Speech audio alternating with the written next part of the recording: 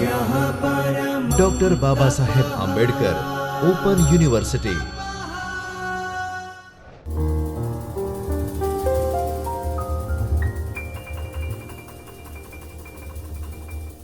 नमस्कार।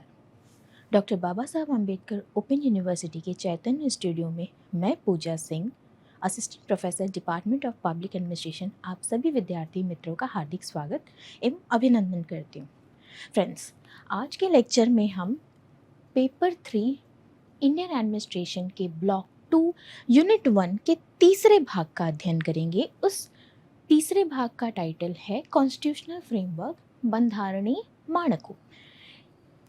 आज के हमारे लेक्चर का उद्देश्य है संवैधानिक निकायों की संरचना एवं कार्यप्रणाली का विश्लेषण करना। फ्रेंड्स, पिछले 2 लेक्चर्स में हमने आपको संविधान की मुख्य विशेषता के बारे में बताया। तत्पश्चात हमने आपको केंद्र सरकार की शक्तियों के बारे में तथा मंत्रिपरिषद के बारे में बताया। अब आगे हम आपको बताते हैं कि भारतीय लोकतंत्र में पारदर्शिता, उत्तरदायित्व एवं न्याय की स्थापना करने हेतु कुछ संवैधानिक निकायों की रचना की गई है, तो अभी हम उनका अध्ययन करेंगे। तो वह है नियंत्रक एवं महालेखा परीक्षक, जिसे हम कंट्रोलर एंड ऑडिटर जनरल कहते हैं। भारत के महान्यायवादी, जिसे हम अटॉर्नी जनरल ऑफ इंडिया कहते हैं। चुनाव आयोग, इलेक्शन कमीशन, संघ लोक सेवा आयोग, यूनियन पब्लिक सर्विस कमीशन, भाषाई अल्पसंख्यकों के लिए विशेष अधिकारी, special officer for linguistic minorities, वित्त आयोग, फाइनेंस कमीशन, राजभाषा आयोग, अनुसूचित जातियों एवं जनजातियों के लिए राष्ट्रीय आयोग। चलिए हम इनका अध्ययन करते हैं। नियंत्रक एवं महालेखा परीक्षक, जिसे controller and auditor general of India कहा जाता है, यह राष्ट्रपति के द्वारा इनकी नियुक्ति की जाती है और पुनः नियुक्ति के लिए अयोग्य होते हैं, अर्थात सिर्फ एक टर्म के लिए इनको नियुक्त किया जाता है। और वर्तमान में भारत के नियंत्रक एवं महालेखा परीक्षक का नाम श्री के संजय मूर्ति जी हैं। और इनका मुख्य कार्य क्या होता है? केंद्र एवं राज्य सरकारों के वित्तीय लेन देन की लेखा परीक्षा करते हैं। इनकी रिपोर्ट्स होती हैं वह राष्ट्रपति या राज्यपाल को सौंपी जाती हैं, और जिसे अगर राष्ट्रपति को रिपोर्ट सौंपे हैं तो उसे संसद के दोनों सदनों में पेश किया जाता है, और यदि अगर राज्यपाल के पास भेजी गई है तो उसे विधानसभा में प्रस्तुत की जाती है।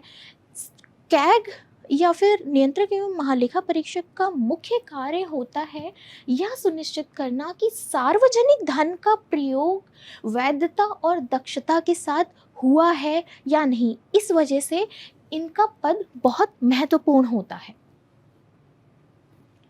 अब हम भारत के महान्यायवादी के बारे में समझेंगे, जिसे हम अटॉर्नी जनरल ऑफ इंडिया कहते हैं। यह भारत सरकार के प्रमुख विधिक सलाहकार होते हैं। वर्तमान में वेंकट रमानी जी जो हैं वह अटॉर्नी जनरल ऑफ इंडिया हैं वर्तमान में, जिनकी नियुक्ति राष्ट्रपति के द्वारा होती है। ये इनके पास यह अधिकार होता है कि ये संसद के दोनों सदनों में, लोकसभा या फिर राज्यसभा में बोल सकते हैं, परंतु मतदान नहीं कर सकते वह किसी भी सदनों में।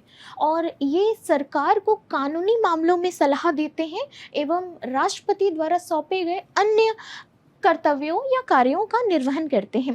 देखिए, महान्यायवादी का पद बहुत इम्पॉर्टेंट होता है, महत्वपूर्ण होता है। उसका कारण यह है कि यदि कोई भी किसी भी विषय पर सरकार से अगर जवाब मांगा गया है तो वह महान्यायवादी अर्थात अटॉर्नी जनरल ही होते हैं, जो सरकार के बिहाफ में अपने पक्ष को रखते हैं, अर्थात सरकार के बिहाफ में वह जवाब प्रस्तुत करते हैं। इसीलिए यह भारत सरकार के प्रमुख विधिक सलाहकार होते हैं। अब हम भाषाई अल्पसंख्यकों के लिए जो विशेष अधिकारी होते हैं उनके बारे में समझते हैं, अर्थात special officer for linguistic minorities. इस पद की स्थापना सन 1956 में जब स्टेट्स रीऑर्गेनाइजेशन ऑफ स्टेट की स्थापना हुई तब इस पद की स्थापना हुई और अनुच्छेद 350 बी के अंतर्गत नियुक्त यह अधिकारी भाषाई अल्पसंख्यक के अधिकारों की रक्षा करते हैं। इसके अलावा यह भाषाई संरक्षण संबंधी मामलों की भी जांच करते हैं और अपनी रिपोर्ट राष्ट्रपति को सौंपते हैं। इनका उद्देश्य संघ और राज्यों में भाषाई समरसता बनाए रखना है। इसके अलावा हम वित्त आयोग के बारे में जानते हैं। वित्त आयोग अर्थात फाइनेंस कमीशन राष्ट्रपति के द्वारा गठित की जाती है। आर्टिकल 280 के तहत हर 5 सालों में और वर्तमान में 16वीं वित्त आयोग कार्यान्वित है। इनका मुख्य कार्य यह होता है कि केंद्र और राज्यों के बीच करों के वितरणों की सिफारिश करते हैं। मैंने आपको पिछले लेक्चर में बताया था कि जो केंद्र सरकार की शक्तियाँ होती हैं उनमें से वित्त का जो अधिकार है वह पूर्णतया केंद्र सूची में आता है। और जो हमने आपको जीएसटी के बारे में बताया, तो जैसे कर का वितरण अर्थात जीएसटी में 3-4 प्रकार के प्रारूप हैं कर का। सबसे पहला है सेंट्रल जीएसटी, दूसरा है स्टेट जीएसटी, तीसरा है इंटीग्रेटेड जीएसटी और एक होती है यूनियन टेरिटरीज जीएसटी। अर्थात जो सेंट्रल जीएसटी होती है उसमें जो केंद्र सरकार होती है वह टैक्स वसूल करती है, जो स्टेट होती है उसमें स्टेट गवर्नमेंट वसूल करती है कर को, और जो इंटीग्रेटेड होती है वह एक राज्य से दूसरे राज्य में व्यापार या लेन देन किया जा रहा है तब वसूला जाता है, और यूनियन टेरिटरीज जीएसटी जो होती है वह यूनियन टेरिटरीज़ के लिए होती हैं। तो यह वित्त आयोग बहुत महत्वपूर्ण आयोग है और यह समेकित निधि से अनुदानों के सिद्धांत को भी सुझाता है। इसमें एक अध्यक्ष और 4 सदस्य होते हैं। तत्पश्चात हम देखते हैं चुनाव आयोग के बारे में।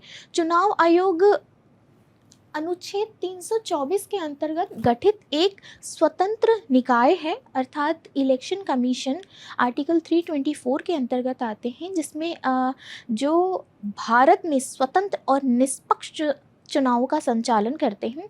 Article 324 states that superintendence direction and control of elections to the President, Vice President, legislatures and Parliament to be vested in the Election Commission. So इसके जो सदस्य होते हैं वह एक मुख्य निर्वाचन आयुक्त और 2 अन्य आयुक्त होते हैं। वर्तमान में ज्ञानेश कुमार जी मुख्य चुनाव आयुक्त हैं और इनकी स्वतंत्रता मतलब चुनाव आयोग निष्पक्ष रूप से काम कर सके इसके लिए उनके कार्यकाल की शर्तों में कोई हानि नहीं पहुंचाई जा सकती है फ्रेंड्स। तो ये है चुनाव आयोग के बारे में। अब हम जानते हैं राजभाषा आयोग के बारे में। राजभाषा आयोग की स्थापना इस वजह से की गई ताकि हमारे राजभाषा हिंदी को इसके प्रयोग को बढ़ावा मिल सके। यह हर 10 वर्षों में गठित की जाती है और जिसका मुख्य कार्य ही होता है हिंदी के उपयोग को बढ़ावा देना। यह अंग्रेजी के सीमित प्रयोग संख्याओं के प्रारूप और अंतर्राज्यीय संचार के विषय में सलाह देते हैं। सीमित प्रयोग का अर्थ यह होता है कि जिस जगह पर आवश्यक हो वहीं पर हम अंग्रेजी का उपयोग करें। तो यह राजभाषा आयोग यह सुनिश्चित करता है और प्रशासनिक स्तर पर भाषाई एकीकरण को बढ़ावा देने का कार्य भी राजभाषा आयोग ही करती है। इसके अलावा अन्य हम संवैधानिक निकायों के बारे में बात करें तो संघ लोक सेवा आयोग अर्थात यूनियन पब्लिक सर्विस कमीशन, जिसमें से आप कई विद्यार्थी ऐसे होंगे जो यूपीएससी और जीपीएससी की तैयारी कर रहे होंगे और आपके लिए यह अत्यंत आवश्यक है संघ लोक सेवा आयोग एवं राज्य लोक सेवा आयोग के बारे में जानना। तो चलिए हम जानते हैं यूपीएससी के बारे में। आर्टिकल 315 से लेकर 323 तक यूपीएससी यूपीएससी के बारे में उल्लेखित है हमारे संविधान में। और यूपीएससी एक अखिल भारत का कार्य है अखिल भारतीय सेवाओं तथा केंद्रीय सेवाओं के लिए की भर्ती करना। केंद्रीय सेवाओं जिनमें जिनमें क्लास 1 और क्लास 2 ऑफिसर्स होते हैं, और अखिल भारतीय सेवाओं जिसे हम आईएएस, आईपीएस, आईएफएस के नाम से जानते हैं, Indian administrative service, Indian police service, forest services and foreign services etcetera. तो इनकी भर्ती के लिए यूपीएससी कार्य करती है, और यह भर्ती की विधियों, पदोन्नति, स्थानांतरण और अनुशासनिक मामलों पर सलाह देता है। और यह अपनी जो वार्षिक रिपोर्ट जो होते हैं अपनी, वे राष्ट्रपति को सौंपते हैं। इसके अलावा हम जानते हैं अनुसूचित